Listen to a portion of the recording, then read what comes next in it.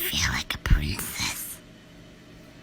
I'm feeling like a princess. Tess Holliday, the largest model to walk the runway, the biggest to appear on magazines, the first model to be over 300 pounds and healthy, and the first model to publicly claim she has the A word that can't be named on YouTube while being over 300 pounds and eating a whole cake publicly, who says health is never discussed in her house. There are a few words that I don't allow when somebody comes into my house. Healthy is one of them. But then recently discussing health in her house by telling us she's on a low inflammatory diet because of the health issues that she's going through currently. What will she claim in this episode of Adventures of Tess? Find out right now. Hi guys, welcome back. I break down internet drama or whatever I see on the internet that is interesting to me, and I talk to you about it so you aren't scrolling through TikTok and rotting that beautiful, precious, pristine brain. And I was wondering, what the heck's going on with Tess? I need an update, and I think you guys want an update too. I know you do. You sneaky little butt cheeks. I see them. They looking good. You're working really hard on them. Nice and tight. Anyway, so you know what time it is.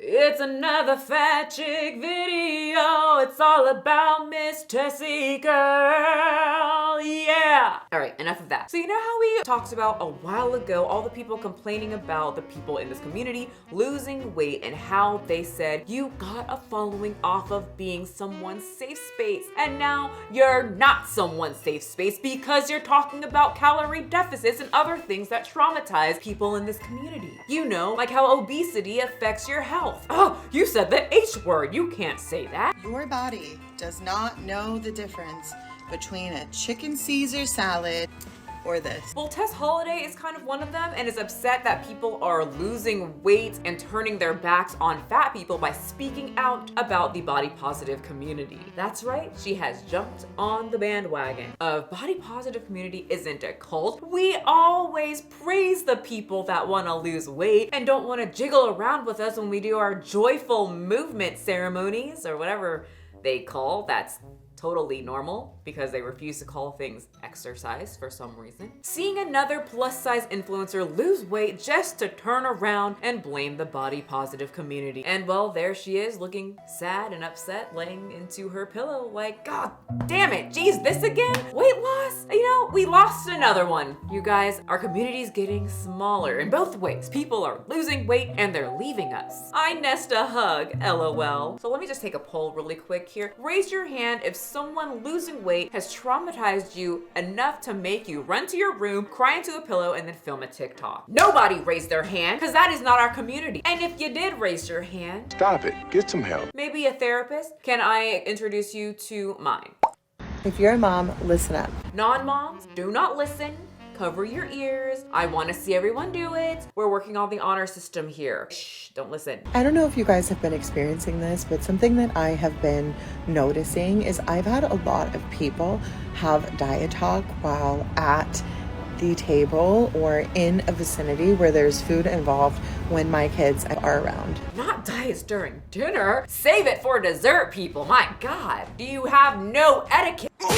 So this video I partially agree with, kind of. I personally think that she was pretty much saying don't talk about diet with your friend groups or in public or ever. Keep it in your house, but not mine. I don't talk about diets in my house. Diet is never a word I thought I would use when it came to my food.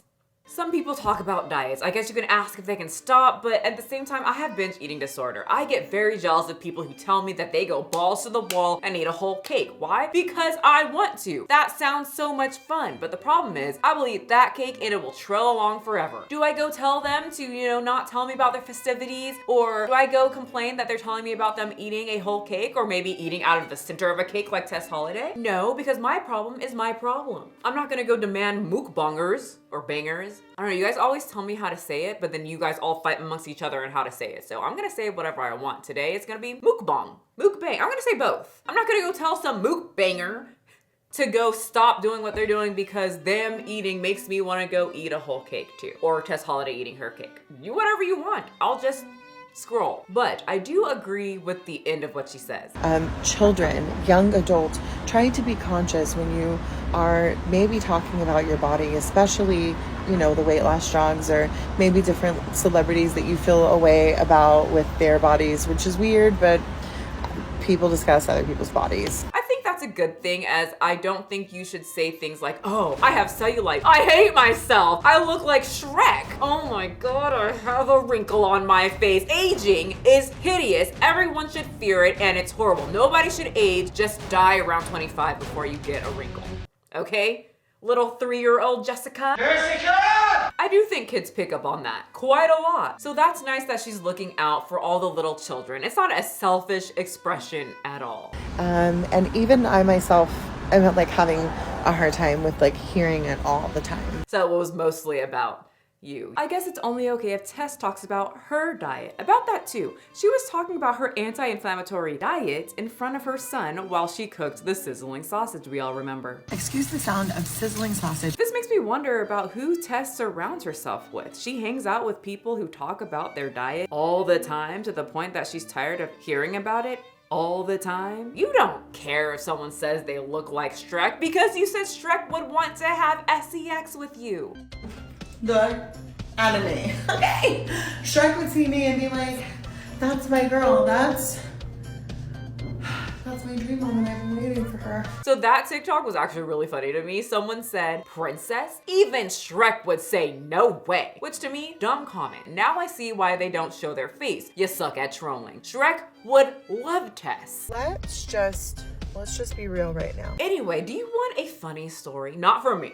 From Tess Holliday. Okay, so funny story. I've actually never shared this. No! Too late. You can't, because I already put the clip in here and did the script. No one your size has made it to the ripe old age of 80. In fact, no one your size has lived past 50. The last part's not true. I'm not even sure if the first part, the 80-year-old one, is true, but there's definitely someone her size that is 50. Anyway, she responds with this story about the time that she was on Steve Harvey. No, I couldn't find the episode she was talking about, so we're just gonna go off the honor system here. We know how truthful Tess Holliday is. And the audience was a plus size audience, entirely plus size. So she says that Mr. Harvey was talking to her, asking her about her career, etc., and then he says something very fat-phobic.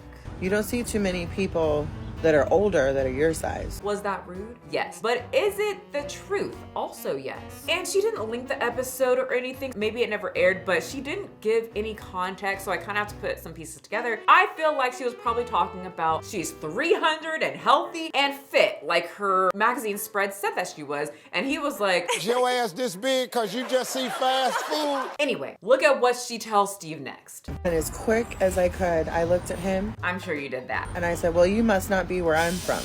I'm sure all of this is true. I'm from Mississippi, Mississippi.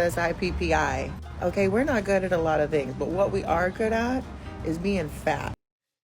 Did you spit out your drink? I'm so sorry, but that killed me. No, she didn't. You know I had to look into Mississippi. Mississippi is one of the most obese states in the US, report finds, and that's from 2023, and it's only getting worse. But are they good at being obese? Obesity among Mississippi students and children has historically been among the highest in the nation. Mississippi children eat less nutritious meals and get less physical activity today than in the past, and it's creating a future of chronic disease and shorter life.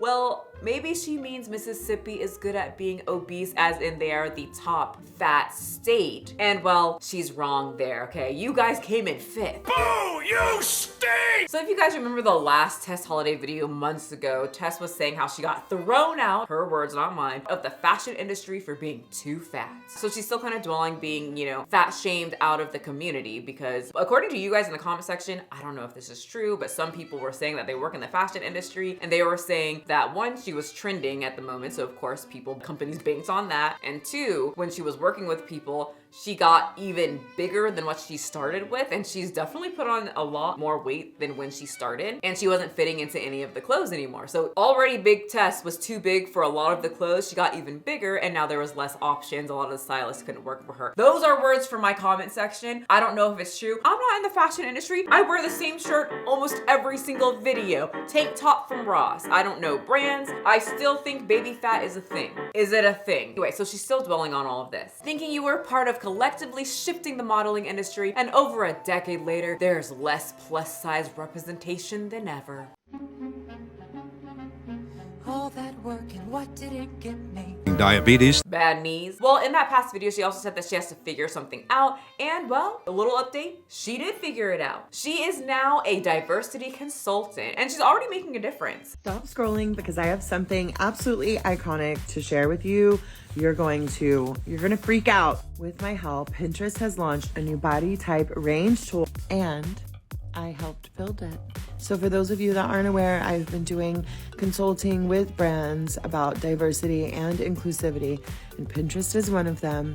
And they have implemented a lot of things that are, in my opinion, truly revolutionary. Like, literally look at the representation and inclusivity.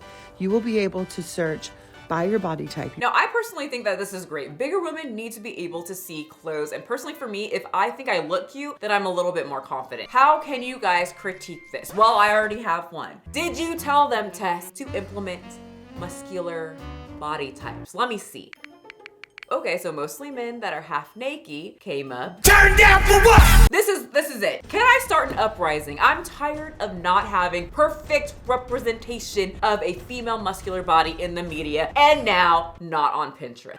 Every fashion season, they drop new statistics, and it was no surprise that size diversity is down.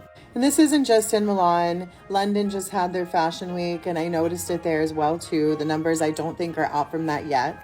We are even seeing high-end designers that have previously had career models walk the runway not have those models as well. Probably because it was a trend. Also, body positivity isn't exactly as popular as it was at one time. Actually, did you know what's in now is body neutrality? Why body neutrality works better than body positivity. If you've been trying to love your body without success for a while, here's what you need to do instead of practicing body positivity. So, body positivity out, body neutrality in. And sometimes I feel like the industry is gaslighting us. They are, because it was a trend that made them money and now it's over, like trends do. So they are kind of done with you. We've seen a sharp decline in the use of plus-size models and curvier models since 2019, since the pandemic. Well, it might have something to do with that tiny little study that said obesity will make you more susceptible to the virus that we can't name on YouTube. We've had many designers and brands discontinue their plus-size range entirely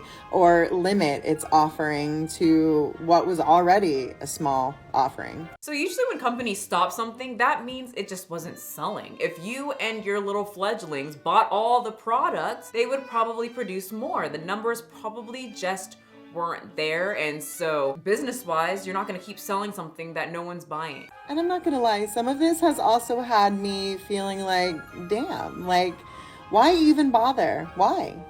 And I think that's part of the reason why I haven't myself been getting dressed up and pulling the looks and doing all of that. Okay, this is my theory. I don't think many regular fat people like to dress up very much. This is totally anecdotal. I'm not sure. Tell me in the comment section if you are a bigger person. But I had tons of family members, clients, just people in general tell me that they don't want to waste time or waste money spending it on super expensive clothes when they're plus size because they're going to lose weight whenever they do. And then when they lose weight and they're more confident, then they're gonna go buy clothes for the body that they like. Right now, they're just gonna go to Walmart. Anyway, Tess's birthday is coming up and she's extremely excited. I can't even believe that I'm about to say this, but how would you like to come to Italy with me and celebrate my birthday this summer? Say no more. I'm already packed. We are going to eat gelato, I love gelato. drink wine, Cannot wait, I need it. see Rome. This sounds amazing. That's it. I already have my pen. I'm signing the papers. Ooh. Sorry, bestie. I'm probably just gonna sit this one out. Wow, she's doing really well. I guess, damn it, I really wanted to jump in the ocean with the girlies, but I'm all out of funds. I guess I'll just have to do an ad read so I can one day afford to swim in the ocean with Tess Holliday. This video is sponsored by my small company, Prodough. I just saw the sweet review from Simply Steph. What came today at Prodough Bakery? I got the double chocolate flavor that's back in stock. Little donut here. I'm gonna try it, but I'm not gonna show myself chewing. It's amazing. I don't know how you do it, Michelle. This is so good. Thank you so much for the review, Stephanie. I linked her channel below. And if you would like to try a chocolate cake protein donut and support this channel, please click the link below. Once again though, you don't have to buy. The best support you can give to me is just clicking the subscribe button. Thank you so much. Well, that's about all the Tess Holliday I can take. That's the update. It seems like she's doing great in my opinion, and pretty much doing, well, like the same old kind of stuff. Thank you guys so much for joining me on this update. If you want more Tess Holliday and all of her crazy antics and adventures, I have so many videos on her. She is wild, or maybe you can say I'm obsessed. Oops, you caught me. I have a big old lesbian crush on Tess Holliday. Bye. Pick it up, pick it up, pick it up, pick it up. You see the drippy, I'm fitted up. Hop in my car and the giddy up. Secure the bag, yeah, I get the bus.